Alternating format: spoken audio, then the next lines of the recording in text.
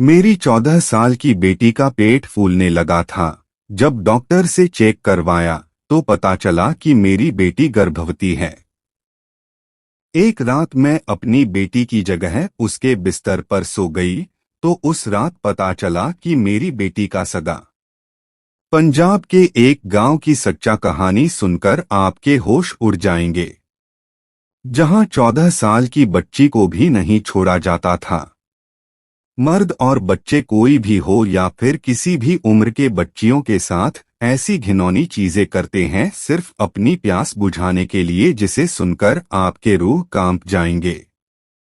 मेरी 14 साल की बेटी का पेट फूलने लगा था और मैं देखकर डर गई थी कि पता नहीं क्या है। मेरी बहू कहने लगी कि हम इसका चेकअप करवाते हैं, और मैं दिल ही दिल में ये मना रही थी कि ऐसा ना हो जिससे लोग हम पर धू धू करे। डॉक्टर के पास गई तो डॉक्टर ने देखते ही बोल दिया कि आपकी बच्ची पेट से है और इसे करीब 5 महीने हो चुके हैं। यह सुनते ही मैं सदमे में आ गई। तनु को देखा तो उसके चेहरे पर कुछ ऐसी बात नहीं थी जिसे देखकर लगता कि उसके साथ किसी ने कुछ किया हो।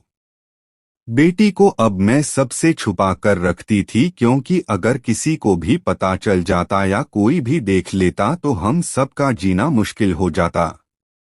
मैंने बहू से भी कहा था कि यह बात किसी को भी ना बताएं। जल्दी में कोई ना कोई हल निकालते हैं, क्योंकि इस तरह तो गुजारा नहीं हो सकता। मेरी बहू मेरी बात समझ चुकी थी। उसने मुझसे वादा किया कि वह तनु की यह बात किसी से नहीं करेगी। मुझे अपनी बच्ची के लिए हर वक्त डर सा लगा रहता था। एक दिन मैंने अपनी बेटी को स्टोर रूम में सुला दिया और खुद उसके कमरे में सो गई, ताकि पता तो चले कि कमरे में कौन आता जाता है, या फिर किसी ने बाहर से ही मुझे उसके बिस्तर पर पड़े कुछ ही वक्त बिता था कि कदमों की आहट सुनकर मैं चौंक गई, क्योंकि मेरी बेटी के साथ ये सब करने वाला कोई और नहीं बल्कि उसका सगा।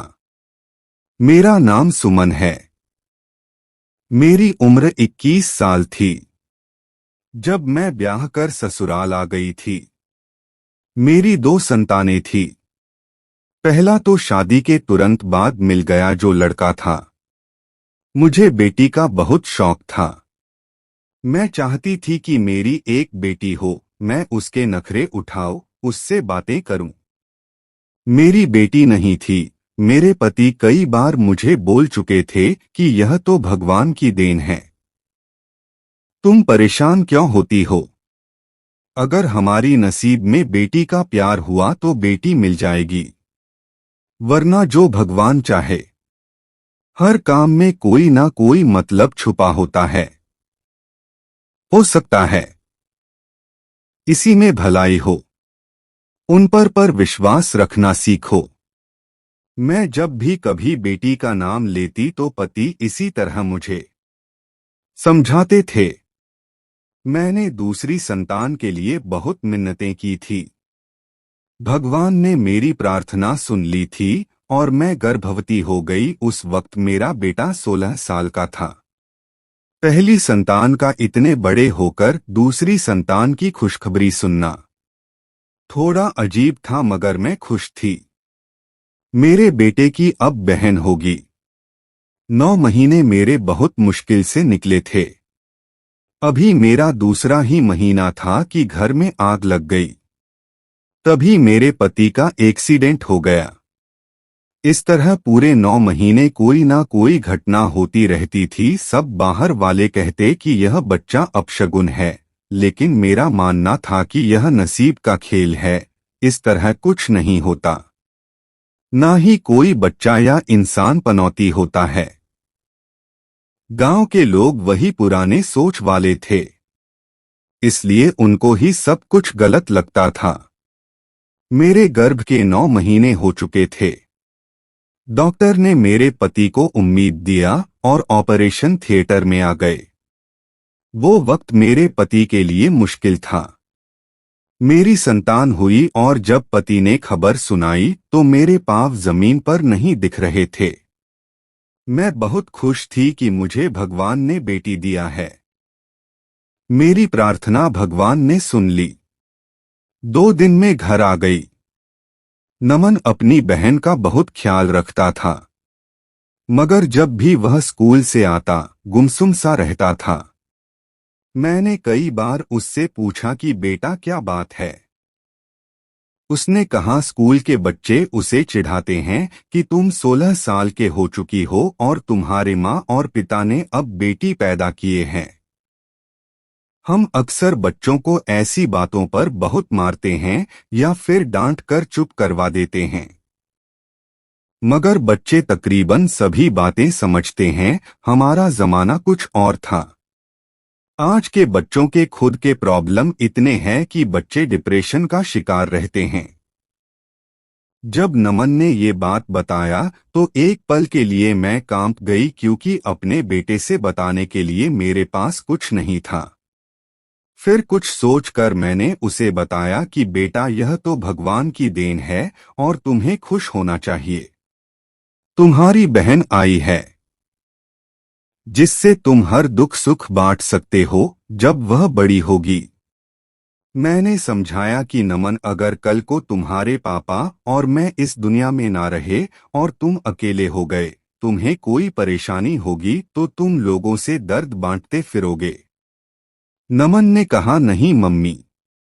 मैंने समझाया कि बच्चे, तब तुम वह बात अपनी बहन से कर सकते हो, वह किसी को नहीं बताएगी और तुम्हारा ख्याल रखेगी जैसे मैं रखती हूँ। अपनी बहनों के लिए भाई बहुत प्यारे होते हैं। नमन टेंशन फ्री हो चुका था, यानी उसको मेरी बात समझ आ चुकी थी। तनु से हम सब बहुत प्यार करते थे। वह दिन ब दिन खूबसूरत होती जा रही थी। मैं उसकी नजर उतारती थी। जब तनु 11 साल की थी उसे बुखार हो गया। हमने बहुत इलाज कराया मगर उसे आराम ना मिला। फिर हम एक गांव के माई के पास गए। उन्होंने तनु को देखा तो कहा, तुम इसका चेहरा छुपा के रखा करो। किसी दिन तुम्हारी यह बच्ची किसी अपने के हाथों तबाह हो जाएगी। छोटी उम्र में तुम्हारा मुंह काला कर देगी। पति उस वक्त मेरे पास थे। वो तनु और मुझे लेकर तुरंत घर आ गए। मुझे खूब डांटा कि मैं कैसे कैसे लोगों के पास अपनी बेटी को लेकर जा रही हूँ। उस माई की बात सुनकर मुझे अपनी बच्ची के नसीब से डर लगने लगा था। उसके स्कूल जाने और पढ़ने के दिन थे। यह बात सुनकर मैं उसे स्कूल भी ना जाने देती और घर पर बैठा लिया। मेरे पति ने उस बात पर खूब शोर मचाया, मगर मैं अपनी बात 1 इंच नहीं ली। तनु समझदार हो चुकी थी। उसकी उम्र 13 साल थी। वह घर से बाहर खेलने जाने लगी थी और जब घर आती तो घंटों तक रोती थी, क्योंकि बाहर सब उसे चिढ़ाते थे कि वो अनपढ़ है। मैं अपनी बच्ची का दुख समझती थी, मगर एक माँ होने के नाते मैं क्या कर सकती थी। माँ ने भी मुझसे जिद की कि मैं गलती कर रही हूँ। वह अपनी बहन को स्कूल छोड़कर आया करेगा और लेकर भी आया करेगा, मगर मैं मना कर देती। नमन अब 25 साल का हो चुका था। बेटा जवान हो चुका था। वह एक बड़े दफ्तर में काम करता था। उसके लिए कई रिश्ते घर आ चुके थे, मगर मुझे वह एक छोटा नमन लगता था। मुझे रिश्तेदारों ने कहा कि बेटे की शादी जल्दी कर लो, वरना ऐसा ना हो कि वह बिना बताए शहर में कहीं छुपकर शादी कर ले। यह बात सुनकर मैं डर गई थी। मैंने बेटे की शादी के लिए रिश्ते देखना शुरू कर दिया। जब नमन को पता चला तो उसने भी कहा, माँ आप जब कहोगी मैं कर लूंगा, जहाँ कहोगी करूंगा। मेरे पति की तबीयत खराब रहने लगी थी। बेटे का रिश्ता गांव में ही एक बिना पढ़ी लिखी लड़की से तय कर दिया। मैंने मना किया तो पति कहने लगे कि मैं ज़बान दे चुका हूं और लड़की अच्छी है, हमारी इज्जत करेगी, नमन को भी खुश रखेगी। तुम्हें किस बात का डर है? तनु भाई की शादी का सुनकर बहुत खुश हो गई थी। उस वक्त वो 13 साल की थी जब नमन की हमने शादी कर दी और सोनम को बहू बनाकर घर ले आए। सोनम शादी के 3 माह में ही हम सबका दिल जीत चुकी थी। तनु हर वक्त भाई भाभी करती रहती। शादी के बाद भी नमन तनु को ज्यादा वक्त देता था, जैसे शादी से पहले देता था। सोनम को इस बात से कोई दिक्कत नहीं थी, मगर में यह बात उसके चेहरे से पड़ चुकी थी। मैंने नमन को यह बात समझाया कि बेटा, इस बात का ख्याल रखो कि बीवी और बहन भी कोई बात ना हो। तुम उसे ज्यादा वक्त देते हो और उसे कम।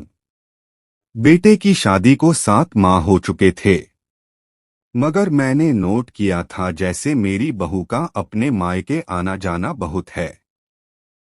वो हफ्ते में 2-3 बार मायके का चक्कर लगाकर आती, जो बात मुझे बिल्कुल पसंद नहीं थी। मैंने बहू को मना किया।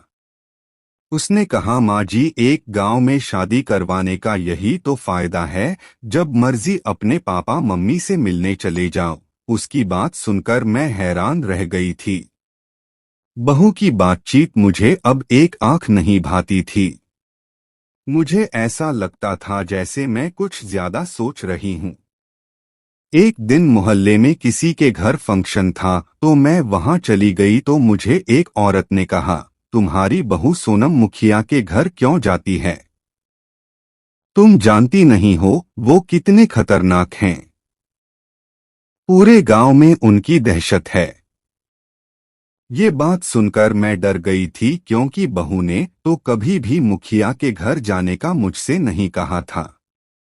घर आकर भी मैं यह बात सोचती रही, मगर मुझे कोई जवाब ना मिला। तनु भी इन दिनों कुछ चुप चुप सी रहने लगी थी।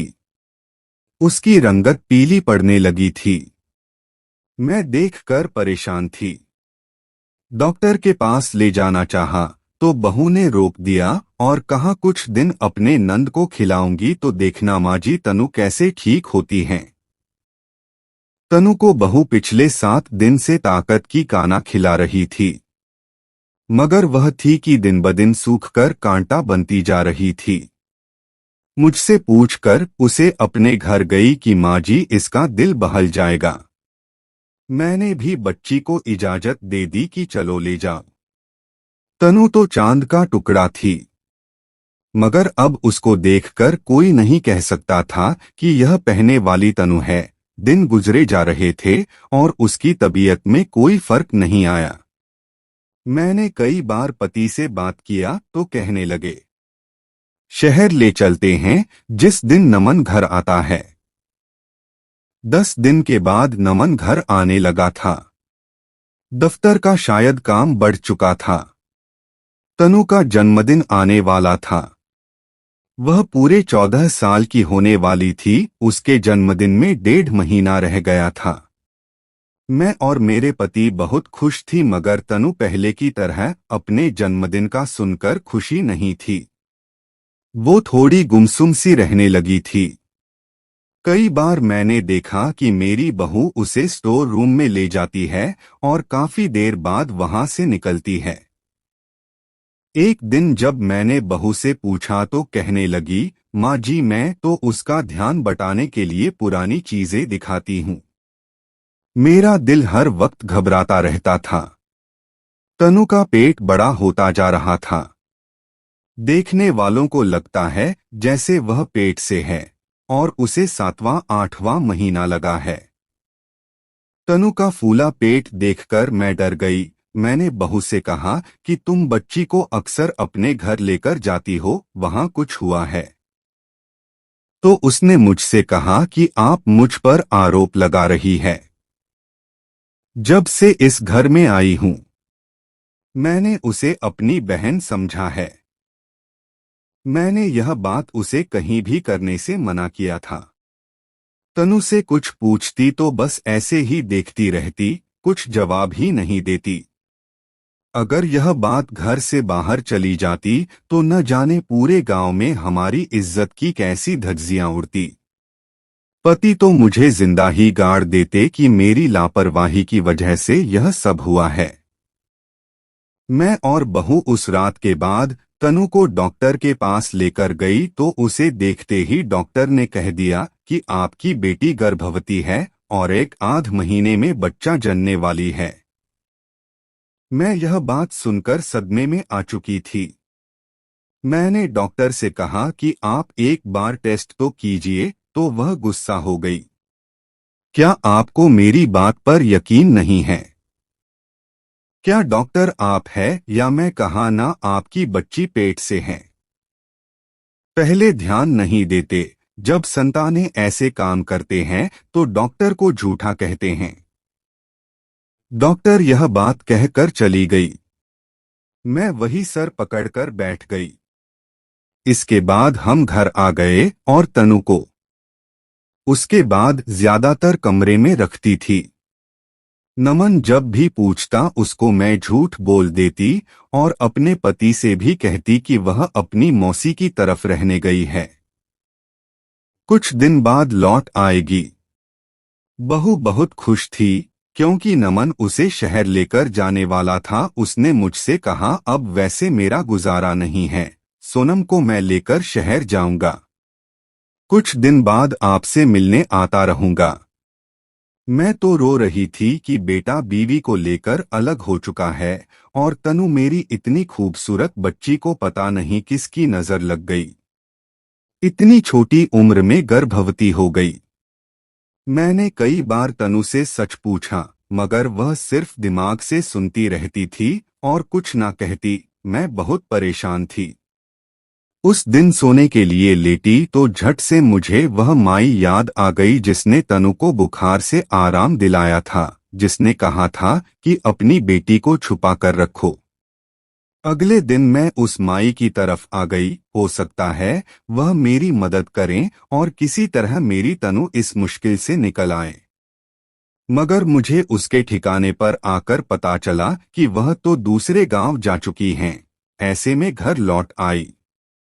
बहू से कहा कि मुझे डॉक्टर के पास ले चलो, हो सकता है वही मदद करें। मैं और मेरी बहू जब डॉक्टर के पास आए तो उसने मेरी बच्ची का बच्चा खत्म करने से मना कर दिया कि यह गैरकानूनी काम है और दूसरा इसमें आपकी बच्ची की जान को खतरा है। वह अभी बहुत छोटी है। मैं परेशान हालत में घर आ गई। समझ नहीं आ रहा था कि कहां से अपनी बेटी की खुशियां मांगूं। मैंने दोबारा से भगवान से रो रो कर प्रार्थना किया। उस दिन फिर से मैं मई से मिलने गई और भगवान के कृपा से वो मुझे दूसरे गांव आसानी से मिल गई। जब मैंने उससे सारा किस्सा सुनाया तो उसने मुझे एक दवा दिया कि बच्ची को पिला और उसके साथ बच्ची के बिस्तर पर सो जा, तुझे पता चल जाएगा कि तेरी बच्ची कैसे गर्भवती हुई है। मैंने कुछ साल पहले तुझे कहा भी था कि बच्ची पर ध्यान रख, तूने मेरी बात नहीं मानी। अब भुगत रही है ना। मैं घर आकर तनु को दवा पिला दी और उसे बहू से छुपा के स्टोर रूम में सुला दिया और खुद जाकर उसकी बिस्तर पर सो गई। आधी रात गुजर चुकी थी। मेरा तनु की तरफ ध्यान था, पता नहीं ठीक होगी या नहीं। अगर किसी को पता चल गया तो क्या होगा, और कल को बेटा बहू भी शहर चले जाएंगे। मैं इसी सोच में गुम थी कि कमरे में कदमों की आहट सुनाई दी। मैं अभी लेटी ही थी। कुछ ही मिनट के बाद कमरे में धुआं फैलना शुरू हो गया, जो मेरे दिमाग को चढ़ा तो मैं तुरंत चौंक कर उठी। उस वक्त कमरे में कौन हो सकता था? मगर जैसे ही मैं उठी मेरे होश उड़ गए, क्योंकि उस कमरे में कोई और नहीं बल्कि आधी रात को तनु की सगी भाभी सोनम थी। वो मुझे देखकर डर गई। जब मैंने कमरे की बत्ती जलाई तो उस वक्त उसके हाथ में कोई मीठी चीज थी। मैं गुस्से से उससे पूछने लगी कि तुम यहाँ तनु के कमरे में क्या कर रही हो और ये धुआं किस चीज का है? मेरी बात सुनकर वो कुछ नहीं बोली, मगर मैं जान चुकी थी कि तनु के इस हालत के पीछे सोनम है। मेरी आवाज सुनकर नमन और मेरा पति भी वहां आ गए। बेटे ने आते ही कमरे की खिड़कियां खोली ताकि धुआं बाहर निकले। मैंने कहा, सोनम सच सच बताओ वरना इसी वक्त घर से निकाल दूंगी। क्या करती रही हो तुम तनु के साथ? नमन और पति हैरान थे। मुझे कहने लगे, क्या हो गया है आपको, वो ऐसा क्यों करेगी? मैंने उन दोनों को चुप करवा दिया और कहा कि सच बताओ वरना इसी वक्त घर से निकाल दूंगी और तुम्हारे माँ बाप को तुम्हारी करतूत बताऊंगी। ये सुनते ही सोनम कहने लगी कि चांदनी की इस हालत की जिम्मेदार मैं हूं। ये सुनते ही मेरे कदमों तले से जमीन निकल गई। वो हमारी बेटी की खूबसूरती से जलती थीं। वह रोज मुखिया के घर कोई दवा लेने जाती थी और वह धुआं रोज रात को उसके कमरे में करती जिससे तनु बीमार पड़ जाए। नमन सुनकर बहुत गुस्सा हुआ और जे भी उसने तनु के बारे में पूछा तो मैंने उसे स्टोर रूम का बताया। वो बहन को से जब रूम से लेकर आया तो उसके फूले पेट को देखकर डर गया, मगर यह बात जान चुका था कि उसकी बीवी ने क्या किया है। मेरी मासूम बच्ची की जिंदगी तबाह कर दी। नमन सोनम को तुरंत घर से निकल दिया। मैं अगली सुबह बेटे के साथ बच्ची को हॉस्पिटल लेकर गई। डॉक्टर ने कहा कि आपकी बच्ची को कुछ जहरीला दिया जाता रहा है जिससे उसका शरीर फूल चुका है, लेकिन आप चिंता ना करें, आपकी बच्ची ठीक हो जाएगी, उनकी वजह से हुआ है। पति को लगा कि यह सब उनकी वजह से हुआ है। अगर उसको घर की बहू ना बनाते तो आज उनकी बेटी ठीक होती। तनु का 2 महीने से इलाज हो रहा था और मैं उस डॉक्टर के पास गई थी जिसने बिना टेस्ट किए मेरी बेटी को गलत कहा था और उसे खूब सुनाया कि तुम जैसे डॉक्टरों की वजह से लोगों की जिंदगियां खत्म होती हैं। अगर तुम सब टेस्ट कर लेती तो शायद मेरी बच्ची की हालत ऐसी ना होती। डॉक्टर ने मुझसे माफी मांगी। तनु अपनी हालत से गुजर चुकी थी जिसका उसके दिमाग पर असर हुआ था। किसी से बात भी नहीं करती थी। मैंने माई से भी चांदनी का इलाज जारी रखा था। मेरी बहू की आंखें जलन में इतनी अंधी हो चुकी थी जिसे मेरी बेटी की मासूमियत भी नजर नहीं आई कि एक 14 साल की बच्ची से क्या खतरा हो सकता है। वह तो भाभी भाभी कहती थी। वर्टिकल बार मैं और पति बहू को माफ कर चुके थे, मगर मेरा बेटा उसे माफ करने को तैयार नहीं था। उसकी बहन ने उसकी पत्नी की इतनी तकलीफ बर्दाश्त की थी। जलन इंसान को खा जाता है। हर इंसान को वही मिलता है जिसकी वह कोशिश करता है और मोहब्बत तो कमानी पड़ती है। धन्यवाद दोस्तों।